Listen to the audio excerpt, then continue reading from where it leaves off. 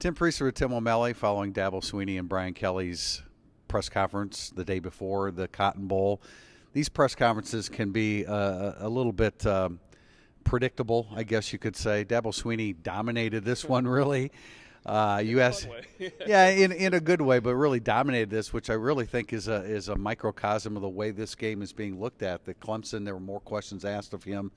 Clemson is the dominant team, making the fourth playoff appearance in a row, and Notre Dame is the interloper here. So it's kind of interesting to see the difference between the two and the way they were treated. And Dabo can talk. I mean, obviously, if we didn't know that already, they were fun stories. It's kind of funny. He couldn't remember the bowl game he watched last night, but he loved it. He wanted you to know that he loved it. So, I mean, that's a lot more enjoyable than some of the joint press conferences we've seen. And it's fair that Clemson would get more questions. I mean, sustainability is a question for Clemson. It was asked for both coaches. Dabo talked for 5 minutes, so there was no reason for Brian Kelly, and there was no reason for Brian Kelly to talk about sustainability. He has a 2-year sustainability going on right now, and because of that one outlier of 16, and I think the question asked by Dennis Dodd about 2016, though we all know about it from a national level, it's relevant because it's remarkable that from 4-8 they're here right now. Yeah, no doubt, 22-3 since then. Of course, the absolute line of the day was different tube, same urine, in reference to Dexter Lawrence, the defensive tackle, and that's what we all expected. We knew that the results wouldn't be any different, and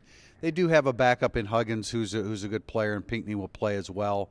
But that's a difference. It's a great defensive line with or without him, but that's a significant difference, as we mentioned in the podcast yesterday, that Notre Dame needs to take advantage of that. It's the real relevant thing from today's press conference that was confirmed, of course, confirmed last night, but it's important because it's not the same as Jerry Tillery being out and Notre Dame going to their backups, because Clemson does have a deeper defensive line.